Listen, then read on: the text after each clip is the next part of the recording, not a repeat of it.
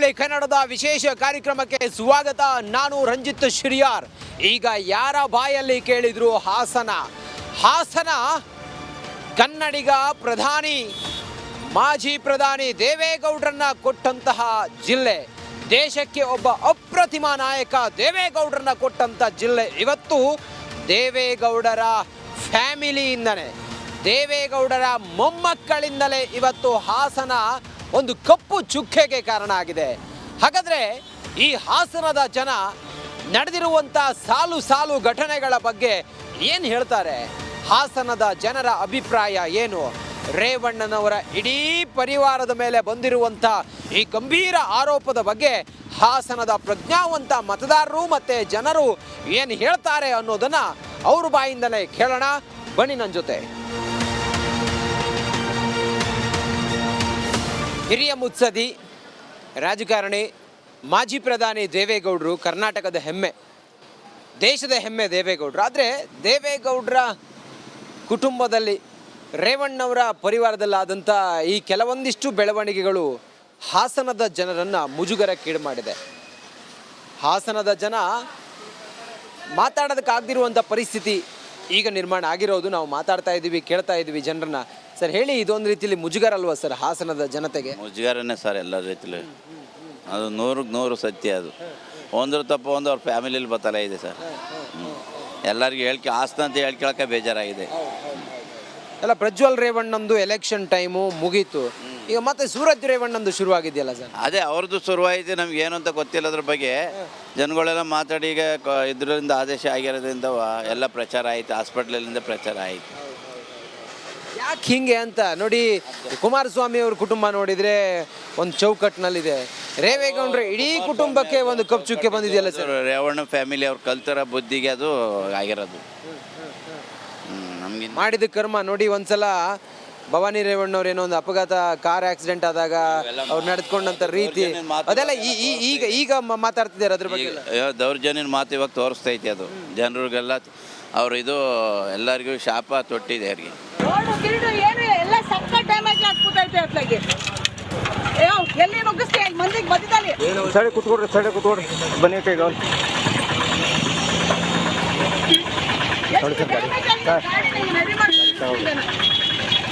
ನೋಡಿ ಇಲ್ಲೆಲ್ಲ ಹೋಗಿದೆ. ಈಗ ಹೆಂಗೆ ಗಾಡಿ ಡ್ಯಾಮೇಜ್, 1.5 ಕೋಟಿ ಗಾಡಿ, 1.5 ಕೋಟಿ ರೂಪಾಯಿ ಗಾಡಿ ಡ್ಯಾಮೇಜ್ ಆಗೋಯ್ತು ಕಣ. ಅವನು ಅಲ್ಲಿ ಪೊಲೀಸ್ ಬರಕ್ಕೆ ಹೇಳಿಲ್ಲ, ನಂಗೆ ಒಂಚೂರು ಸ್ಟೇಷನ್ ಅರ್ಜೆಂಟ್ ಇಲ್ಲನೇ ಬರಕ್ಕೆ ಹೇಳಿಲ್ಲ. ಕಂಪ್ಲೇಂಟ್ ಮಾಡ್ಬಿಟ್ಟು ಹೋಗ್ಬೇಕು ನಾನು. ಈ ಗಾಡಿ ಬೋರ್ಡ್ ಇಲ್ಲ, ಇದಿಲ್ಲ, ಸ್ಕ್ರಾಚು.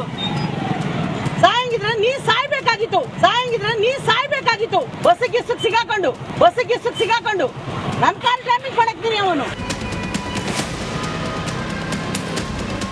ಹಿಂಗೆ ಆದರೆ ಹಾಸನದ ಜನರಿಗೆ ಯಾರೋ ಮಾತಾಡೋದು, ಮತ್ತೊಬ್ಬರೇನೋ ಹೇಳೋದು, ಇದೆಲ್ಲ ಎಷ್ಟು ದಿನ ಸಹಿಸ್ಕೊಳ್ತಾರೆ ಅಂದ್ರೆ ಸರ್? ಅವ್ರದ್ದೇ ಇದ್ದಂಥ ಅವ್ರ ಮಾತು, ಬೇರೆಯವ್ರ ಮಾತು ಯಾರೋ ಅವ್ರು ಕೇಳೋರಲ್ಲ. ಅವ್ರದ್ದೇ ದೌಲತ್ತಿನ ಮಾತು, ಅದು ಅವರಿಗೆ ಅದು ತೊಡ್ತೈತೆ ಇದು ಮಾತು. ಅದಾಗಿನೇ ಈಗ ಹಿಂಗಾಗಿದ್ದಂತೀರಾ? ಆಗಿರೋದ್ರಿಂದ ಹಿಂಗೆ ಆಗಿರೋದು. ಅದು ಶಾಪ. ಅದು ಯಾರು ಶಾಪ ಸರ್? ಜನಗಳ್ರು ಶಾಪ ಅದು. ಅವ್ರು ಹೇಳಿದ್ದೆ ರಾಜ್ಯಭಾರ, ಅವ್ರು ಆಡಿದ್ದೆ ಆಟ ಆಗಿತ್ತು. ಅವ್ರು ಹೇಳಿದ್ದೆ ರಾಜ, ಅವ್ರು ಆಡಿದ್ದೆ ಆಟ, ಎಲ್ಲ ಆಸ್ತಿ ನಮ್ಮದು ಅಂತ ಅವ್ರು ತಿಳ್ಕೊಂಡಿದ್ರು. ಈಗೆಲ್ಲ ಉಲ್ಟಾ ಹೊಡಿತಾ ಇದೆ. ಸೋತ್ ಬಿಟ್ರಲ್ಲ ಸರ್ ಈ ಎಲೆಕ್ಷನಲ್ಲೂ, ಸೋತ್ ಬಿಟ್ರಲ್ಲ MP ಎಲೆಕ್ಷನ್. ಸೋತು ಅಂದ್ರೆ ಅವ್ರು ಮಾಡಬಾರ್ದು ಮಾಡಿದ್ರು, ಸೋತ್ರು ತಾಳಿ ಸರ್. ದೌರ್ಜನ್ಯ ಹಂಗಿತ್ತು, ಅದು ಜನಗಳದ್ದು ಶಾಪ. ಅದು ಎಲ್ಲರಿಗೂ ಬೆದರಿಸ್ಕೊಂಡು ಜೀವನ ಮಾಡೋಕೆ ಹೋದ್ರು. ನಮ್ಮ ಮೇಲೆ ಯಾರೂ ಇಲ್ಲ ಅಂದರು. ಈಗ ಎಲ್ಲ ಒಂದು ಉಲ್ಟಾ ಹೊಡಿತು. ಅದು JDSನವರೇ ಈಗ ಕಂಪ್ಲೇಂಟ್ ಕೊಡ್ತಿದ್ದಾರಲ್ಲ ಸರ್? ಅದು ನಮಗೆ ಗೊತ್ತಿಲ್ಲ ಸರ್. ಅದು ತಮ್ಮದೆಲ್ಲ ಯಾರಿಗೆ ಸಪೋರ್ಟು? ನಮ್ದೆಲ್ಲ ಸಪೋರ್ಟು ಅವ್ರಿಗಿತ್ತು, ಇವಾಗೇನು ಅವ್ರದ್ದಿಲ್ಲ. ನಮ್ದೆಲ್ಲ BJP ಇದೆ, ಪ್ರೀತಮ್ ಗೌಡ್ರದೇ. ನೋಡಿ ಸಾಹೇಬ್ರೆ, ನೋಡಿ ಏನು ಕತೆ ಹಾಸನದ ಹಿಂಗೆಲ್ಲ ಮಾತಾಡ್ತಾರಲ್ಲ ಹೊರಗಡೆ? ಮಾತಾಡಿ ನಾವಿದ್ರ ಬಗ್ಗೆ ಎಲ್ಲ ಮಾತಾಡಲ್ಲ. ಅಲ್ಲ ಹಿಂಗಾದ್ರೆ ಹೆಂಗೆ ಅಂತ ಹಾಸನ ಜನರಿಗೆಲ್ಲ ಹೆಂಗೆ ಹಿಂಗಾದ್ರೆ ಯಾರೋ ಇಬ್ರು ಮಾಡಿದ್ಕೆ ಎಲ್ಲರಿಗೂ ಯಾಕೆ ಹಾಸನ ಜನತೆ ಆಗುತ್ತೆ ಅಲ್ವಾ? ಯಾರೋ ಮಾಡಿದ್ಕೆ ಹಾಸನ ಎಲ್ಲ ಯಾಕೆ ಸೇರಿಸ್ಕೊಳ್ತೀರಾ? ಹೌದು ಹಂಗಾಗಂಗಿಲ್ಲ. ನೋಡೋಣ ಇನ್ನೂ ಅದಕ್ಕೆ ಹೆಂಗಾಗುತ್ತೆ ಅಂತ ಪ್ರೂವ್ ಆದ್ಮೇಲೆ ಗೊತ್ತಾಗುತ್ತೆ. ಆದರೂ ದೇವೇಗೌಡರ ಹೆಸರಿಗೊಂದು ಇಂಥ ವಯಸ್ಸಿನಲ್ಲಿ ಒಂದು ಕಳಂಕ ತಂದು ಅವರು ಭಾಳ ಅನುಭವಿ, ಒಳ್ಳೆ ಹೆಸರು ಪಡೆದವರು. ಅವರು ಇವತ್ತು ಅವರು ಮುಜುಗರ ಪಡ್ತಾ ಇದ್ದಾರೆ. ಏನೂ ಮಾಡೋಂಗಿಲ್ಲ. ಕೈ ವಯಸ್ಸಾದ ಟೈಮಲ್ಲಿ ಅವ್ರಿಗೊಂದು ಬೆಲೆ ಕಮ್ಮಿ ಆಯಿತು. ಯಾಕೆಂದ್ರೆ ಅವರು 92 ಸರ್ವಿಸಲ್ಲಿ ಒಳ್ಳೆ ಹೆಸರು ಉಳಿಸ್ಕೊಂಡಿದ್ರು. ಮೊಮ್ಮಕ್ಕಳಿಗೆ ಅದನ್ನು ಕಳೆದ್ರು ಅಷ್ಟೆ. ಮಕ್ಕಳಿಗೊಂದು ಸಾಮಾನ್ಯ ಜ್ಞಾನ ಬೇಡ ಸರ್. ಒಂದು ನೋಡಿ, ದೊಡ್ಡ ಮನೆ ಕುಟುಂಬ, ರಾಜಕಾರಣದಲ್ಲಿ ದೊಡ್ಡ ಮನೆ ಅಂತ ಹೇಳಿದ್ರೆ ದೇವೇಗೌಡರ ಫ್ಯಾಮಿಲಿ, ಅಂಥದ್ರಲ್ಲಿ ನಾವು ನಡೆದುಕೊಳ್ಳೋ ರೀತಿ, ಜನಪ್ರತಿನಿಧಿಗಳೇ ನಾವು ಹೆಂಗಿರಬೇಕು ಅನ್ನೋ ಒಂದು ಸಾಮಾನ್ಯ ಪ್ರಜ್ಞೆ ಬೇಡ ಅಂತ. ಪ್ರಜ್ಞೆ ಎಂಬುದಕ್ಕಿಂತ ಮುಂಚೆಗೆ ಅವ್ರಿಗೆ ದುಡ್ಡಿನ ಆಮ್ ಜಾಸ್ತಿಯಾಗಿ ಎಲ್ಲನೂ ದುಡ್ಡಲ್ಲಿ ಎಳಿಬೋದು ಅನ್ಕೊಂಡ್ರೆ ಆಗಲಿಲ್ಲ ಅಷ್ಟೇ. ಕಾನೂನು ಇದಾಯಿತು, ಏನು ಮಾಡೋಂಗೆ. ದುಡ್ಡು ಏನೇ ಇರಲಿ ಸರ್, ಇಂಥ ಹೊಲಸು ಕೆಲಸ ಮಾಡ್ತಾರೆ ಯಾರಾದರೂ? ಯಾರಿಗೆ ಗೊತ್ತಿರುತ್ತೆ? ನಮಗೆ ಗೊತ್ತಾಗಿದ್ದೆ ಈಗಲ್ವಾ. ಅವರೆಲ್ಲ ಕದ್ದು ಮುಚ್ಚಿ ಮಾಡೋವು ಯಾರಿಗೂ ಗೊತ್ತಿರಲ್ಲ ಬಿಡಿ ಅದು ಅಷ್ಟೇ. ಈಗ ಕುಮಾರಸ್ವಾಮಿ ಅವರು ಕೇಂದ್ರ ಸಚಿವರಾಗಿದ್ದಾರೆ, ಏನೋ ಒಂದು ಪಕ್ಷಕ್ಕೆ ಏನೋ ಒಂದು ಬೂಸ್ಟ್ ಬರುತ್ತೆ, ಪಕ್ಷ ಏನೋ ಒಂದು ಒಳ್ಳೇದಾಗತ್ತೆ ಅನ್ನೋ ಆಗಲೇ ಈ ರೀತಿ ಒಂದು ಆಗಿ ಮತ್ತೆ ಡ್ಯಾಮೇಜ್ ಆಗಿಬಿಡ್ತೀವಿ. ಇಲ್ಲ ಬಿಡಿ, ಕುಮಾರಸ್ವಾಮಿಗೆ ಇವ್ರನ್ನ ಯಾಕೆ ಹೋಲಿಸ್ತೀರ? ಅವರು ಒಳ್ಳೆ ವ್ಯಕ್ತಿ. ಅವರು ಹೇಳಿದಾರಲ್ಲ, ನಮಗೆ ಅದಕ್ಕೂ ಸಂಬಂಧ ಇಲ್ಲ, ನಮ್ದೇನಿದ್ರು ರಾಜ್ಯದ ಬಗ್ಗೆ ಮಾತ್ರ ಹೇಳಿ ಅಂತ. ಒಂದ್ರ ಮೇಲೆ ಒಂದು ಬತ್ತಲಿದ್ದು ಕಂಪ್ಲೀಟ್, ಅದರಿಂದ ಅವರು ನಮಗೆ ಅದಕ್ಕೂ ಸಂಬಂಧ ಇಲ್ಲ ಅಂತ ಹೇಳಿದ್ದಾರೆ.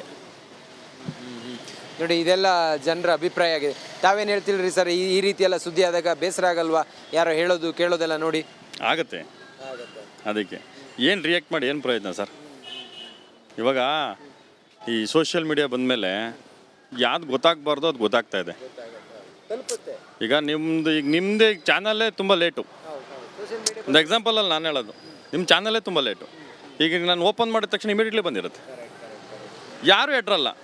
ಮೊದಲು ಹೇಳ್ಬೇಕಂತಂದರೆ ಸೋಷಿಯಲ್ ಮೀಡಿಯಾ ಇರಲಿಲ್ಲ, ಯಾವುದು ಬೆಳಕಿಗೆ ಬರ್ತಿರಲಿಲ್ಲ. ಎಷ್ಟಿದ್ದು ಸರ್? ಈಗ ಒಂದು 10 ವರ್ಷದ ಎಷ್ಟು ಚಾನಲ್ ಇದ್ದು ಸರ್? 15 ವರ್ಷದ ಎಷ್ಟಿದ್ದು ಸರ್? ನನಗೆ ಈಗ ಬುದ್ಧಿ ಬಂದಿರಲ್ಲ ಅಂತ ತಿಳ್ಕೊಳ್ಳಿ. ಒಂದು ಎಕ್ಸಾಂಪಲ್ ನನ್ನದು, ಏನೋ ಒಂದು ಪರಿಜ್ಞಾನ ನೋಡೋದೇ.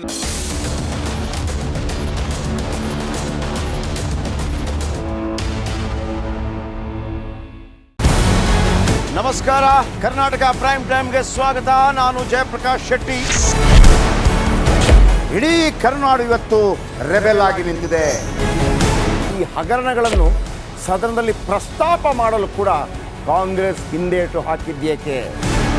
ನಿಮ್ಗೆ ಸಂಬಳ ಅದಕ್ಕೆ, ನಿಮಗೆ ವಾಹನ ಅದಕ್ಕೆ, ನಿಮಗೆ ವೆಪನ್ ಅದಕ್ಕೆ, ನೀವು ಅದನ್ನು ಸೆರೆ ಹಿಡಿಬೇಕಾಗಿತ್ತು. ನೀವು ವಿದ್ಯುತ್ ಬರ ಇದೆ ಅಂತ ಹೇಳ್ತಾ ಇದ್ದೀರಿ, ಎಲ್ಲಿ ಬರ ಇದೆ ನೀವು ಹೇಳಬೇಕು. ಪಾಕಿಸ್ತಾನ್ ಆಕ್ಯುಪೈಡ್ ಕಾಶ್ಮೀರ್ ಅದು ಎಂದೆಂದಿಗೂ ನಮ್ಮದು. 40 ಮೆಷಿನ್ಗಳು ತಂದಿತ್ತು ನೋಟ್ ಎಣಿಸುವುದಕ್ಕೆ, ಅದೇ ಹಾಳಾಗಿದೆ. ಮಥುರಾದ ಗಲಾಟೆ ಇದೆಯಲ್ಲ, ಅದು ಸ್ಥಳೀಯವಾಗಿ ಕೂತು ಪರಿಹರಿಸಬಹುದಾದಂಥ ಕಾನೂನಿದೆ. ಗ್ಯಾರಂಟಿ ಯೋಜನೆಯಿಂದ ನಷ್ಟ ಆಗಿದೆ, ಲಾಭ ಆಗಿದೆ, ದಯವಿಟ್ಟು ಹೇಳಿ.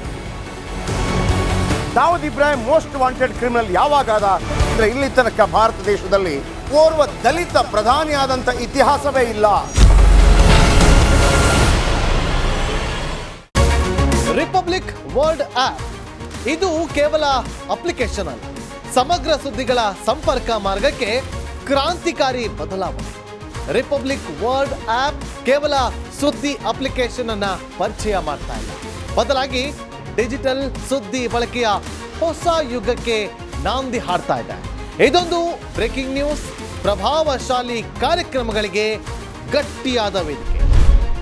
ರಿಪಬ್ಲಿಕ್ ವರ್ಲ್ಡ್ ಅಪ್ಲಿಕೇಶನ್ ಈಗ ಲೈವ್ ಆಗಿದೆ. ಗೂಗಲ್ ಪ್ಲೇ ಸ್ಟೋರ್ ಮತ್ತು ಆಪಲ್ ಆಪ್ ಸ್ಟೋರ್ ಎರಡರಲ್ಲೂ ಲಭ್ಯವಿದೆ.